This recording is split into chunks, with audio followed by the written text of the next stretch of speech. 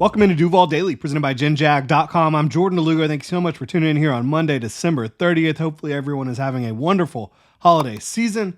Right now, we are taking a look at the Jacksonville Jaguars and trying to provide a predictive offseason mock draft situation here for Mock Draft Monday. The Jaguars, they went out and they beat the Tennessee Titans last night. They swept the Titans in 2024. Half of their 4 wins have come against the Tennessee Titans. If you want to hear more about that game, about that win, go check out the recap video.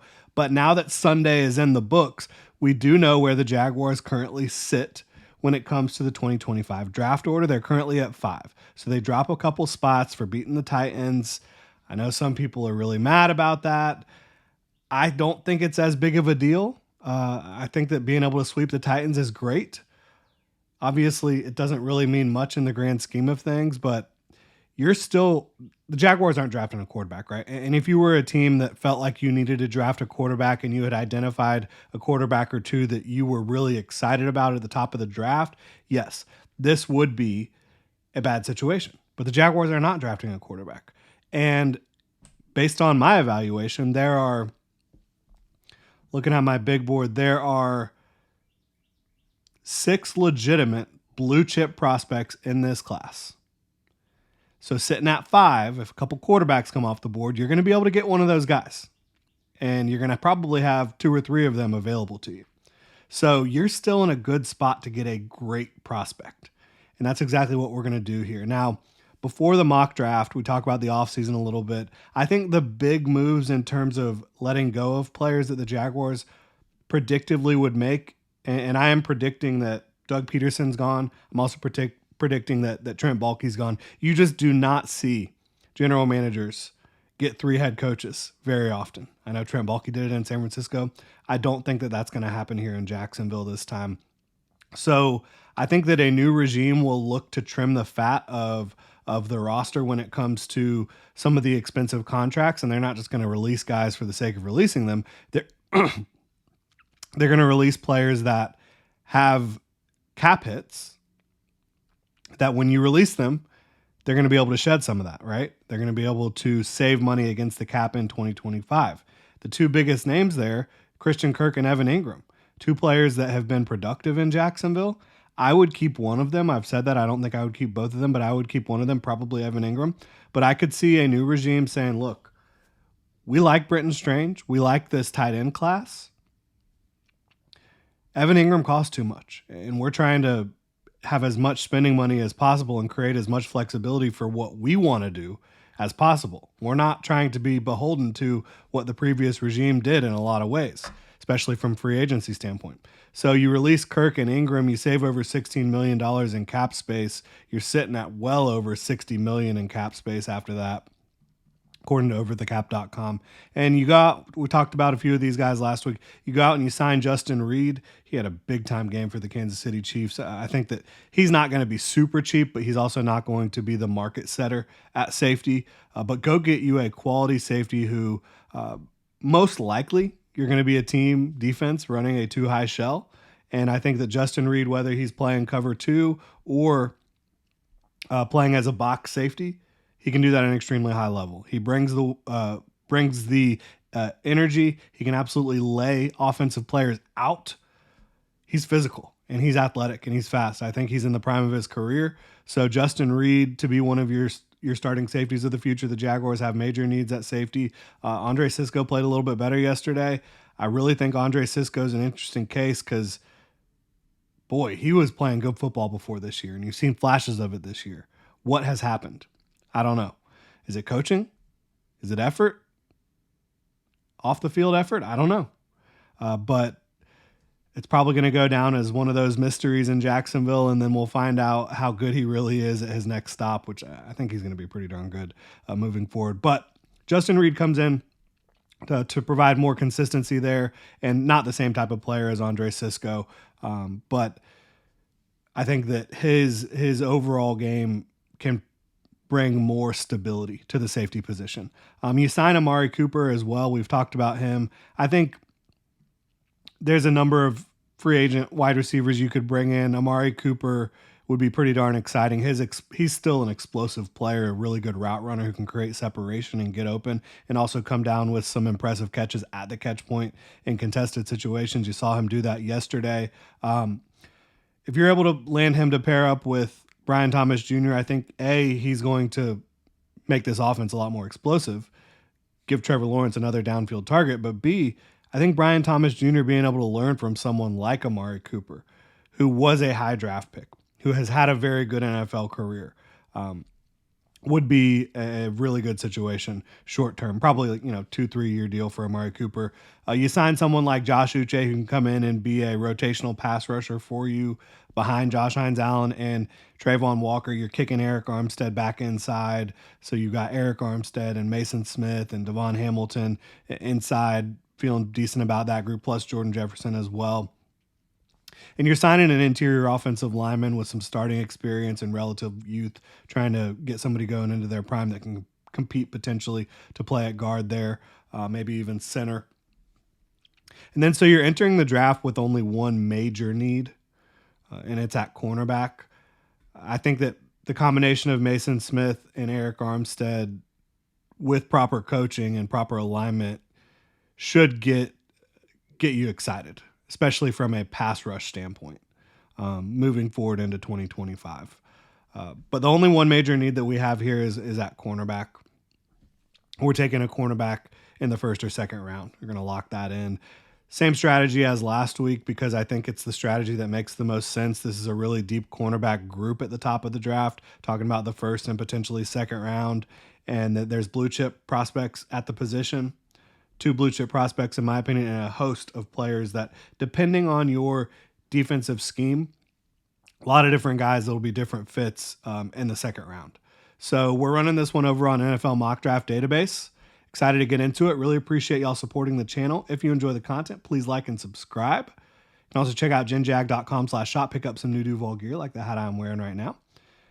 So at number 5 overall, we're actually not changing anything from last week. I believe last week I talked about going and getting Will Johnson at the top of this draft. He is a blue chip prospect. And the only thing that the kind of question for you right now is he dealt with ankle injury at the end of the season. So can he go through the pre-draft process? Can he go out there and show his explosiveness and his speed at a pro day or a combine setting, just so you have that verified athletic testing that makes you feel like, okay, we've checked all the boxes here.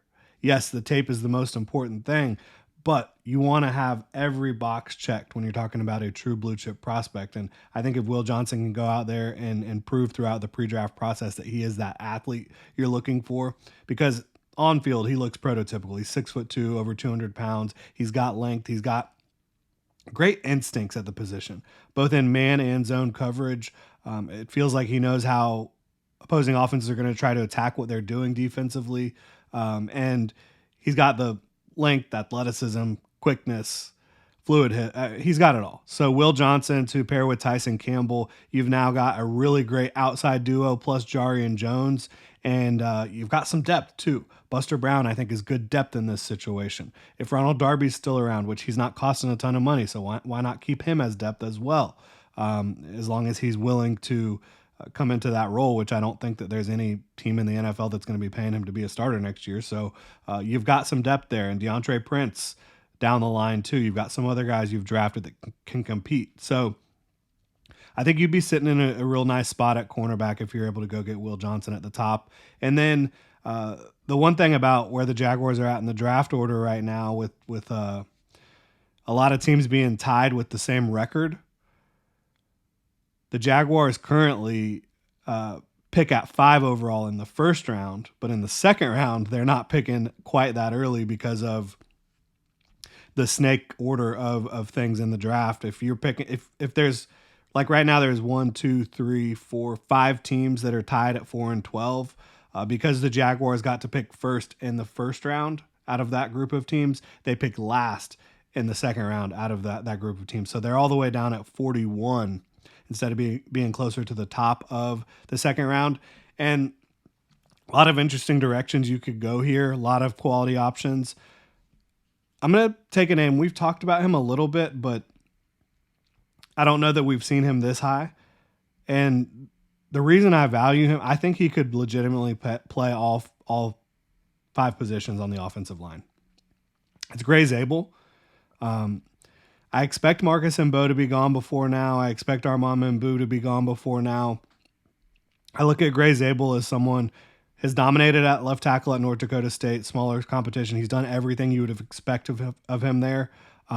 He's a great athlete, great flexibility, great in space. I think that he has the potential. Maybe he could be Mitch Morris's replacement long term. Maybe he could be a long term starter at guard. I think that he is a really, really talented football player. And had he been playing Power Five, probably would be getting a little bit more attention. But Gray Zabel, big fan of his game. And then, and the reason we're doing that, you've got to continue to try to get more productive in your offensive line from a run game standpoint and continue, Brandon Sheriff up there in years, expiring contract.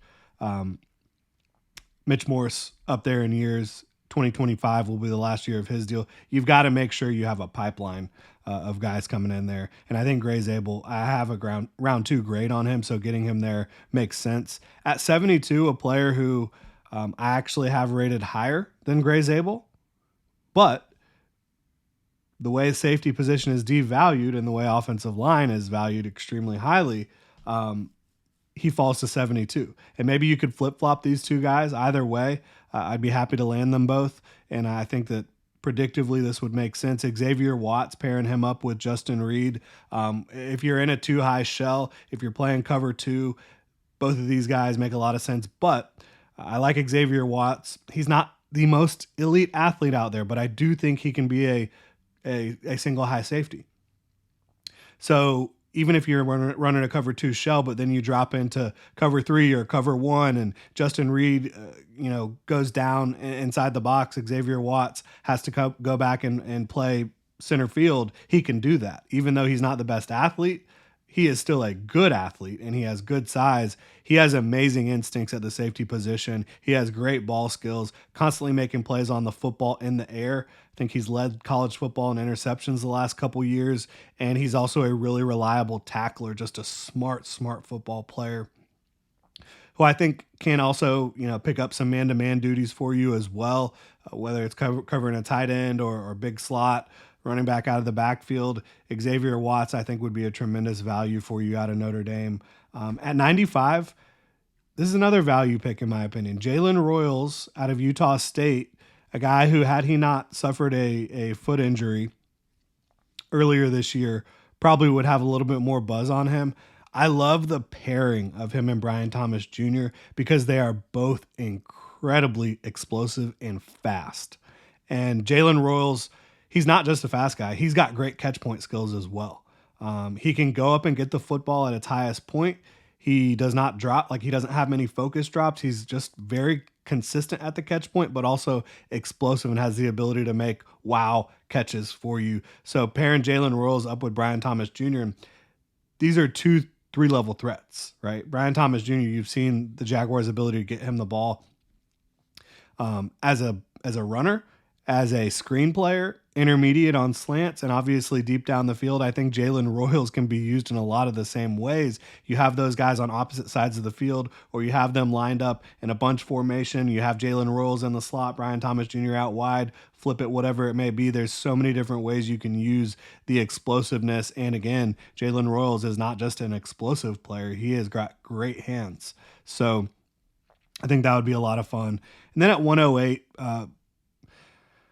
running back is just loaded this year with talent, and you're probably going to be able to get a fairly complete running back at this spot. Now, Nick Singleton falls here. I'd be surprised if he makes it out of day 2, and I honestly would predict that he would go in the second round. Nick Singleton out of Penn State. Because he is big, fast, physical runner, contact balance. He is so explosive. I think he's going to run in the 4.4s at over 225 pounds. He's a great pass blocker. He's a great pass catcher. He's a complete back. But if it's not him, maybe it's Travion Henderson. If you're looking at, not quite that same value, because I don't think that this Kyle Monangai has the same level of long speed as either of those guys. I do think that Kyle Monangai can be a complete back for you, 3-down back, because I think his pass pro, his soft hands, and a very good runner downhill as well, who makes people miss. He's got patience and vision, makes people miss at the second level, just isn't going to necessarily have that same type of long speed. But Nick Singleton falls here, so we're going to sprint to the podium to turn that pick in, because Singleton, I think, projects as a 3-down starting back in the NFL, and I would be surprised if he wasn't able to beat out a Travis Etienne and a Tank Bigsby, again, not only because of his running, but because you feel comfortable and confident in his ability to protect your quarterback and his ability to catch passes out of the backfield. At 132, Jared Ivey, another player we've talked about a good bit, big physical edge rusher, complements what you have in Trayvon and Josh, and I think that he would pretty immediately send Miles Cole to the bench, who's been a pretty disappointing rookie so far. Jared Ivey, very, very productive at Ole Miss this year, can be used in a lot of fun ways across the defensive front. I think you can even kick him inside in clear pass rushing situations, a lightning package type of player. Stunts, games up front, length, size, athleticism. Big time pick there. At 143, I mentioned the tight end class being really deep. Luke Lachey is still available here, and Iowa's pass game has been a mess, but this guy's talented, and could he be the next Iowa tight end to be undervalued in the draft and come in and do really well? He's got good size, but at his size, I mean, he's a good athlete. He's more fluid and nimble than you would expect. This is a guy that I think is undervalued in this class. At 180, JJ Pegas out of Ole Miss, Jared Ivey's teammate. This guy, 325 pounds, but explosive. So somebody who's a really good run defender, stout football player, but also very explosive. And I think that there's some upside for him to potentially be a starter. At the very least, compete with Jordan Jefferson to kind of solidify the interior run defense for the Jaguars moving forward. At 193, Jake Majors, the center out of Texas, is still on the board. Should not be available at this point, in my opinion. So we're going to add him to the mix, and he can compete at center, maybe compete at guard as well. I don't think he's a great athlete, but I think he has sufficient functional athleticism, and he is technically sound. He's got a lot of experience. So someone who can probably make the roster as a swing interior offensive lineman. And then at 225, somehow Cade Klubnik is on the board here. I don't know if he's entering the draft. I don't know what his situation is. Can Google it just to make sure. But he's the quarterback out of Clemson, and I know the Jaguars already have a quarterback out of Clemson. Let's see here. What is Cade Klubnik doing? I'm not sure. Oh, Cade Klubnik, Clemson teammate, enters transfer. Is he entering the transfer portal?